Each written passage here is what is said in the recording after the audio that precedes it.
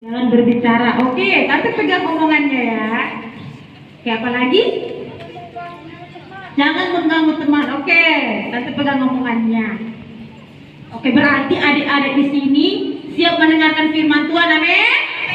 Amin. Oke, pagi hari ini tante mau berbicara firman Tuhan tentang dua orang bapak-bapak. Berapa? Penasaran nggak? Kira-kira bapak-bapak ini siapa mereka? Ada yang bisa tebak enggak? Ada yang bisa tebak enggak? Ada dua orang bapak-bapak. Siapa? Dua orang bapak-bapak. Yang satu namanya si orang kaya. Yang satu siapa lagi? Apa?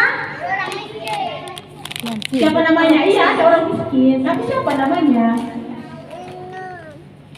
Apa? Kok Saul? Saul itu kan dipanggil Tuhan. Lazarus. Siapa namanya? Lazarus. Orang kaya dan Lazarus. Nah, rupanya si orang kaya ini setiap harinya dia hidup bermewah-mewahan. Apa? Dia pakai baju yang jubah ungu dan kain halus. Berarti dia, ya namanya orang kaya kan, pasti pakaiannya cantik-cantik, ya enggak? Amin. Kalau orang miskin pakaiannya kayak mana? Jelek, koyak-koyak, apalagi bajunya coklat lagi. Hebat ya? Hebat. Pernah lihat orang miskin? Pernah lihat orang miskin? Nampak kali ya kita bisa menilai orang miskin ya. Tante juga orang miskin loh.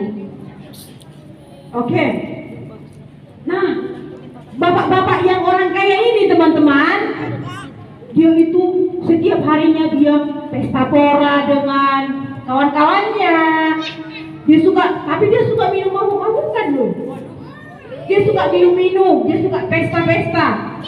Tapi tahu dia itu tidak memiliki kasih. Apa? Tidak memiliki kasih. Kok bisa? Bisa dong. Karena firman Tuhan yang bilang. Nah, bapak-bapak ini adik-adik yang dikasih oleh Tuhan, si Lazarus ini tidur di depan rumahnya dengan keadaannya yang luka, sakit, dan busuk badannya. Luka-luka badannya. Terus anjing-anjing si orang kaya ini datang menjilat badannya. Cici kan? Terus orang miskin ini adik-adik, dia berharap supaya kalau bisa si bapak-bapak yang kaya ini memberikan makanan kepada dia supaya dia kenyang. Tapi ternyata di luar dugaan dia, di luar harapan si orang miskin ini adik-adik yang dikasih Tuhan. Ternyata si bapak-bapak ini, bapak-bapak yang kaya ini, dia tidak memberikan makanan sedikit pun terhadap bapak-bapak yang miskin ini. Malahan anjingnya si orang kaya ini datang menjilat luka-lukanya. Jadi kan? Jadi suatu hari si bapak-bapak yang miskin ini meninggal. Apa? Meninggal. Tapi yang hebatnya si bapak-bapak yang miskin ini yang namanya Lazarus, dia langsung ke pangkuan Bapak Abraham. Amin. Tetapi tidak lama kemudian si bapak-bapak yang kaya ini, yang pelit ini, ya kan, yang tidak memiliki kasih ini, tidak lama kemudian dia juga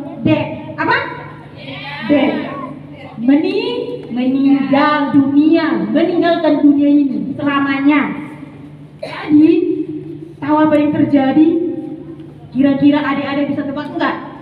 Di mana kemanalah tempat si bapak-bapak yang kaya ini pergi? Kok bisa tahu? Wih, hebatnya. Itu kan udah pernah dengar kan ceritanya kan, tapi belum pernah ke sana kan? Jangan sampai ke sana ya. Oke. Jadi Bapak si Lazarus ini dia meninggal, tetapi dia memiliki tempat yang sangat indah, dan dia bisa duduk di bangkuan Bapak Abraham. Haleluya. Kenapa dia bisa duduk di bangkuan Bapak Abraham? Berarti ada sesuatu yang dia kerjakan semasa hidupnya di bumi. Amin. Terus kenapa lah bapak-bapak yang kaya ini dia bisa ke tempat yang jurang itu? Karena dia pesta-pesta. Iya. Semasa hidupnya dia tidak ada belas kasih. Dia hanya mementingkan diri sendiri.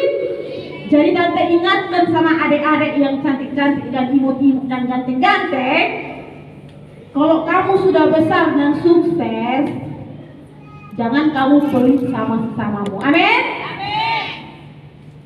Jangan kamu membiarkan sesamamu hidup menderita dan kamu tertawa atas penderitaannya. Jangan. Amin. Tetapi harus memiliki belas kasihan seperti Tuhan Yesus. Berikan pertolongan. Amin. Karena kita tahu di akhir hidup kita ada yang kita dapatkan nanti. Mau pilih yang mana? Mau masuk jurang kah? Mau masuk neraka kah? Atau mau masuk di tempat yang sangat indah dan di sana ada kemuliaan Tuhan? Adik-adik pernah melihat gambar sorga nggak? Pernah kan? Pernah melihat gambar neraka juga? Seram kan? Di sana gelap. Terus ada ulat-ulat yang tidak akan pernah mati. Terus ada api. Terus ada teriakan yang histeris, yang sangat menakutkan. Itulah pokoknya kesakitan selama-lamanya. Tetapi di tempat yang sangat indah itu yang penuh dengan kemuliaan Tuhan itu, di sana ada sinar kemuliaan Tuhan. Amin. Di sana ada sukacita. Jadi kalian tahu adik-adik yang dikasihi oleh Tuhan, pada waktu si Lazarus mati dan masuk surga, tubuhnya semua yang tadinya jorok, terus jadi orang miskin, terus tubuhnya penuh dengan luka-luka, di sana dipulihkan oleh Tuhan. Tidak ada satu luka pun, mulus semuanya, hijau. Wih, kayak skincare, wih. Berarti Anda sudah pakai skincare. Jangan ya, nanti rusak kulitmu, hilang mulusmu nanti. Jadi kalian tahu, orang itu berdua meninggal, tidak akan mengalami kesakitan yang untuk selama-lamanya. Oke, selanjutnya, karena si orang kaya ini kan waktu semasa hidupnya di bumi dia kan suka suruh-suruh kan. Namanya orang kaya, namanya bos kan.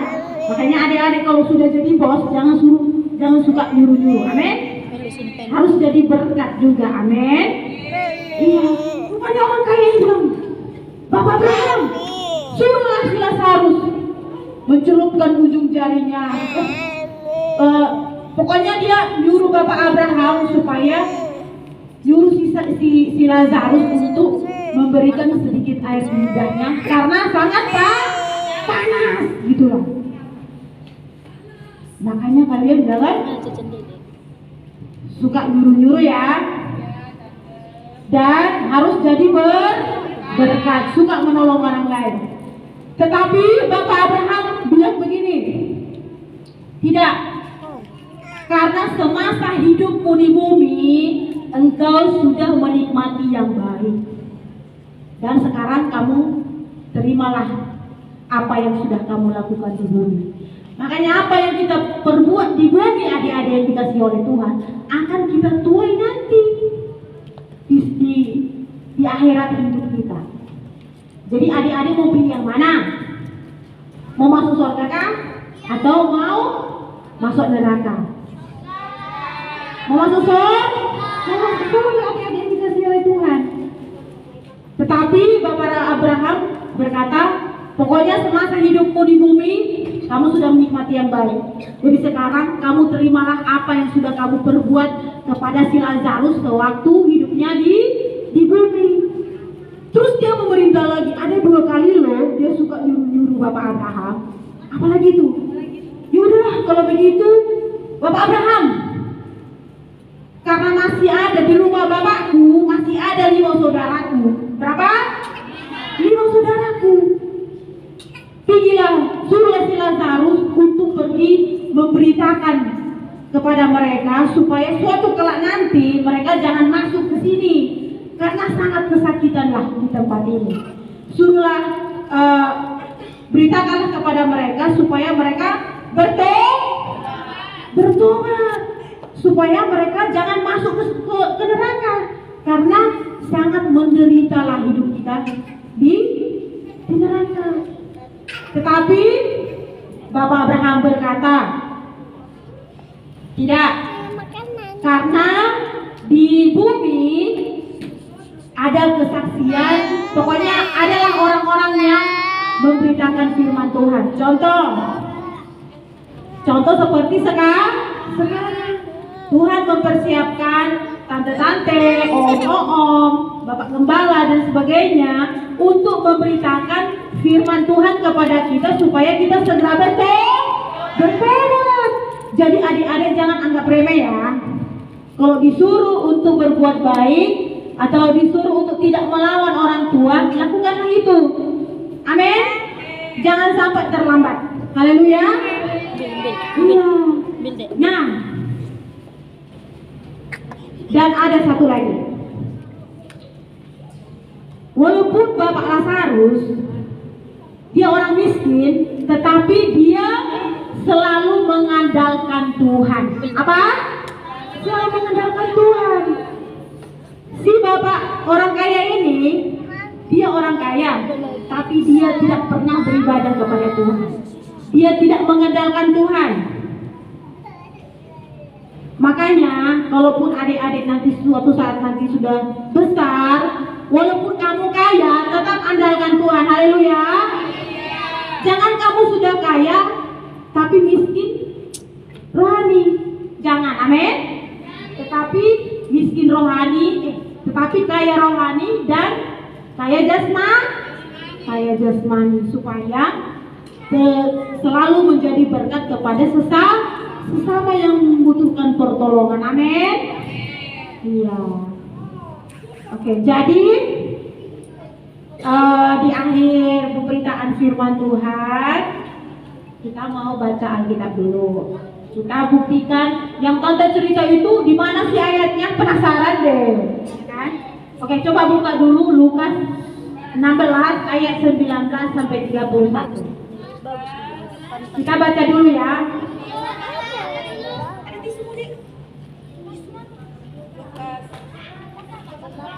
Lukas 16 ayat 19 sampai ayat 31. Kita buktikanlah apa yang tante sampaikan kepada adik-adik ya. Apakah itu ada apa tidak?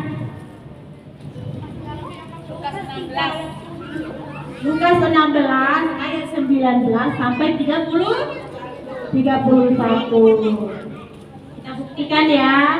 Yang tante tadi cerita itu mana ayatnya gitu ya kan?